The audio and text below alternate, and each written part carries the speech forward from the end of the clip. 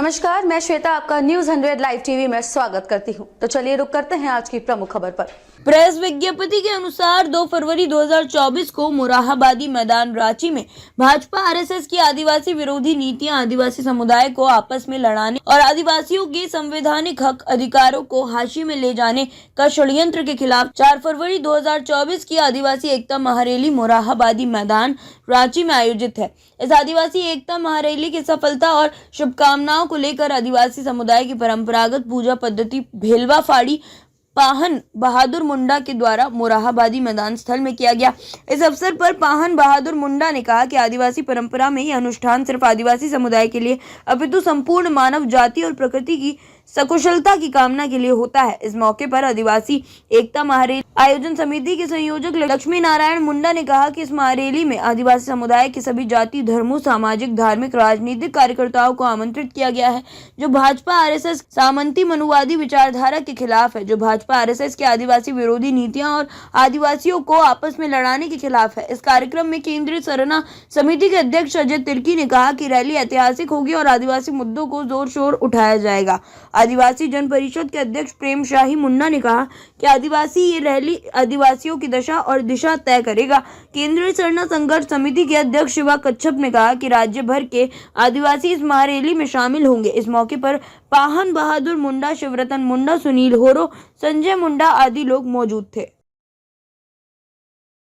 Sir, आज यहाँ पे भिलवा फारी का जो है कार्यक्रम हुआ, तो मेन भिलवा फारी जो है वो क्या कारण से यहाँ पे किया गया और इसका मेन जो है उद्देश्य क्या है इसका? देखिए, कोई भी हमारे आदिवासी समाज में कोई भी शुभ कार्य करना है या कोई विपत्ति बहुत घड़ी आ गई है, उससे पूर्व भिलवा फड़ी का कार्यक्रम करते हैं। इसमें अभी वर्तमान समय में जो मैं भिलवा फड़ी किए हैं, जो 4 तारीख को जो हम लोग आदिवासी महारैली कर रहे हैं, तो अभी आदिवासी समाज माने एकदम बिछड़ गया है, इधर उधर भटक रहा है। तो उस समाज को कैसे एकजुट करें, इसके लिए हम यहाँ हमारे जितने भी देवी देवता लोग हैं या हमारे भिलवा फड़ी जो करते हैं, उससे आह्वान किए कि अभी आदिवासी के पास बहुत सारा संकट दिख रहा है। आदिवासी भी बिखर गए हैं और जो कहते हैं ना कि आदिवासी समाज एक शुरू से यहाँ का मूल निवासी है और प्रकृति से जुड़ा हुआ है। सारे आदिवासी प्रकृति पूजक हैं। इसका कोई माने क्या बोले मूर्ति पूजक नहीं है आदिवासी सही में। तो अभी जो आदिवासी इधर उधर हो गए हैं, उस सब आदिवासी को एकजुट करने के लिए ये कार्यक्रम कर रहे हैं। और ऐसा हम लोग को विश्वास है कि इसको पूजा करने से हम लोग की जो बुरी आत्मा जो रहता है ना, मतलब उसका करने से बुरी आत्मा का विनाश होता है। ऐसा हमारे पूर्वज का हम लोग का विश्वास रहता है। तो ऐसा हमको विश्वास है कि हमारे आदिवासी सब एकजुट होंगे, चाहे वो किसी धर्म या कहीं गए हैं, उससे कोई मतलब नहीं। आदिवासी है। जैसे अभी बहुत लोग कहते हैं कि फला आदिवासी इधर हो गया उधर हो गया, डी लिस्टिंग तो क्या बात करते हैं, ये सब बात नहीं। हम उस पर हम नहीं जाते हैं। हम आदिवासी समाज एकजुट हो, अपना आने वाला जो अभी सरकार को जो नीति है उसमें आदिवासी को समाप्त करने का या आरक्षण नीति समाप्त कर, ये बहुत बड़ा षड्यंत्र है। देखिए आगे चल के ही एकदम करेगा मोदी जी। ये तो 4 फरवरी का जो महारैली हो रहा है उसको लेके आज भिलवा फारी उसी के लिए भिलवा फारी की। अच्छा, तो इस भिलवा फारी में आपने क्या क्या सामग्री का उपयोग किए हैं? देखिए, इसमें सिंदूर, धुआं, अरवा चावल, हड़िया, अंडा, भेलवा का डाली को हम लोग बहुत शुभ मानते हैं। उसको खाली छुआने से दूर हो जाता है, ऐसा हमारे पूर्वज का विश्वास है। भेलवा डाली से। और भेलवा डाली को हम लोग कोई भी जैसे जन्म हुआ या मरा, उस समय भी हम लोग करते हैं कि जो भी उसके साथ में बुरी आत्मा समाप्त हो, उसको अच्छा ज्ञान मिले। जैसे धान का खेती करते हैं, उसमें भी हम लोग भेलवा का डाली डालते हैं कि उस पर किसी तरह का वो ना लगे। अच्छा, भिलवा डाली का इतना महत्व क्यों है यहाँ पे? नहीं, किस तरह से इसको मतलब बुरी शक्ति का जो है उसको विनाश करता है? ऐसा हमारे पूर्वजों का विश्वास था कि भेलवा में ऐसा शक्ति है कि उसको छुआने से रोग दूर हो जाता था। पूर्व से ही हम लोग का पूर्वज लोग प्रकृति पूजक थे और उन लोगों ने कुछ रिसर्च किया होगा। कहते हैं कि भेलवा को खाने से और जो नहीं खाया उसको छूने से उस पर रोग हो जाता है। अच्छा, इसलिए ऐसा। आपने 4 तारीख का कार्यक्रम में सबसे पहले जी, भेलवा जी, भारी का ही जी जी जी। आपका परिचय दीजिए। हम बहादुर मुंडा पाहन चिरौंदी। आज जो है मोराबादी में 4 फरवरी को लेकर सबसे पहला प्रोग्राम आपने भिलवा फारी का किया। ये भिलवा फारी करने का मुख्य कारण क्या है?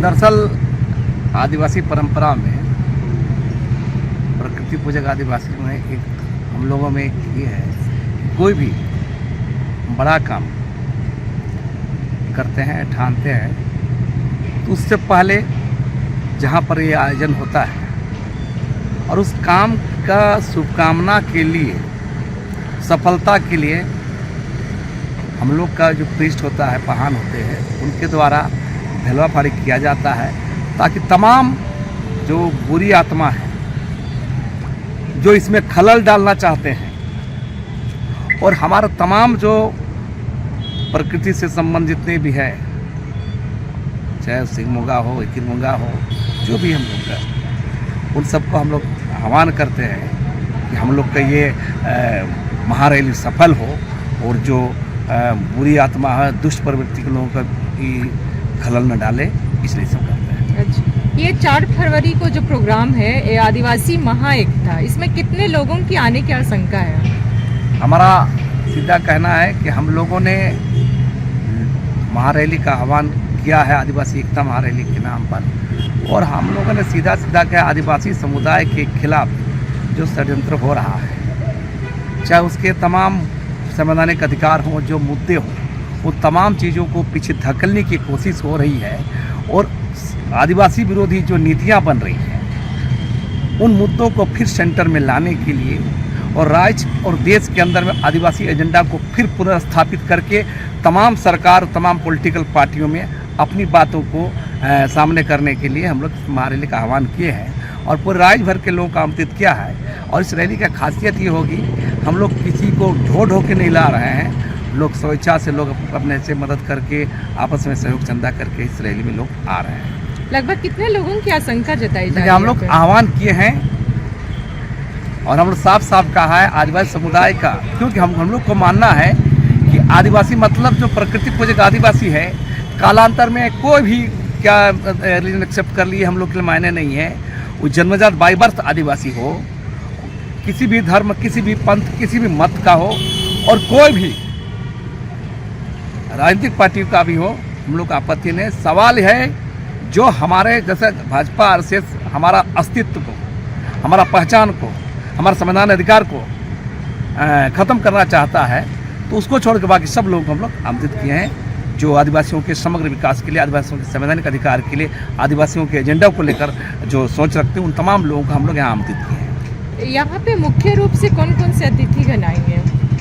हम लोगों ने अभी तक इस पर तय नहीं किया है, हम लोग इस बैठेंगे हम लोग तय करेंगे। दरअसल हमने आदिवासी एकता महारैली का कॉल दिया है, हम एकता पर बात कर रहे हैं, मुद्दों पर बात करेंगे। यहाँ अतिथि की जब भी बात करें तो बहुत सारे अतिथि आ जाएंगे और यहाँ जब भी होता है तो लोग मैंने उलझुल बातें भाषणबाजी होगा। हम लोग चाहेंगे कि आप एजेंडा पर बोलिए और आदिवासी एकता के संदर्भ से आदिवासी मुद्दों को इस विषय पर आप क्या क्या करेंगे, ऐसे लोगों को हम लोग मंच में रखने देंगे, आने देंगे। ये आदिवासी एकता महारैली जो है मुख्य रूप से किस बिंदु पर चर्चा करेगी? ये मुख्य रूप से सीधे सीधे आदिवासियों के जो तमाम मुद्दे एजेंडा जो है हमने हैंडबिल के द्वारा गारो एजेंडा रहा है, विस्थापन का सवाल है, पलायन का सवाल है, प्रकृति पूजक आदिवासियों के रिलीजन का सवाल है, यूसीसी कानून लाया जा रहा है, तो आदिवासी जमीन की लूट हो रही है, आदिवासियों की आबादी घट रही है। इन तमाम सवालों को हम लोग सामने लाएंगे, इन मुद्दों को भी हम लोग सेंटर में लाएंगे और तमाम पॉलिटिकल पार्टियाँ जो सरकारें हैं उसके एजेंडा में तमाम सारे सवाल सामने आना चाहिए।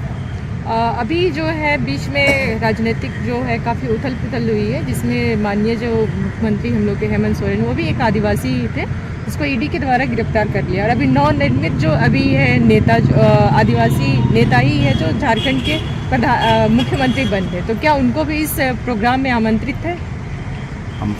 हमारा अपील है हम लोग बात करेंगे, इस पर संदर्भ में चर्चा करेंगे, क्योंकि मेरा साफ साफ मानना है जितने भी सवाल सामने हैं, जो राज्य में ये घटी घटना ईडी प्रकरण द्वारा, हम शुरू से ही कह रहे हैं, भारतीय जनता पार्टी केंद्र में बैठी हुई मोदी सरकार, तमाम केंद्रीय एजेंसियां है ना, चाहे सीबीआई चाहे ईडी, तमाम जिस एजेंसियों को, विरोधियों को, विरोधी दलों की सरकारों को मिटाने, हटाने, जोड़ तोड़ करके अपने सरकार बनाने, राष्ट्रपति शासन लगाने, तमाम तरह के षड्यंत्र रच रही है। आप देखें, अभी तक देखेंगे भाजपा शासन में, केंद्र की भाजपा शासन में 95% विरोधी दलों के नेताओं को ही, सरकारों को ही विरोधी टारगेट किया गया है। और अभी तक 5 से 5,500 ईडी ने मुकदमा 10-12 साल में दर्ज किया है, उसमें कितना % एक्टिव हुए हैं। मेरा मानना है कि सीधा सीधी सेंट्रल एजेंसियों का मोदी सरकार इस्तेमाल कर रही है, आने वाले 24 का चुनाव के लिए तैयारी कर रही है, अपना जमीन तैयार कर रही है और अपने सिस्टम से कहीं राष्ट्रीय शासन, कहीं अपनी सरकार बनाने की कोशिश कर रही है। बिहार की परिघटना का आप देख के हम अंदाज लगा सकते हैं। लक्ष्मी नारायण मुंडा, संयोजक, आदिवासी एकता महारैली। खबरों में अब तक के लिए बस इतना ही। फिर होगी आपसे मुलाकात ऐसी किसी बड़ी खबर के साथ। तब तक के लिए नमस्कार और देखते रहिए न्यूज़ 100 लाइव टीवी।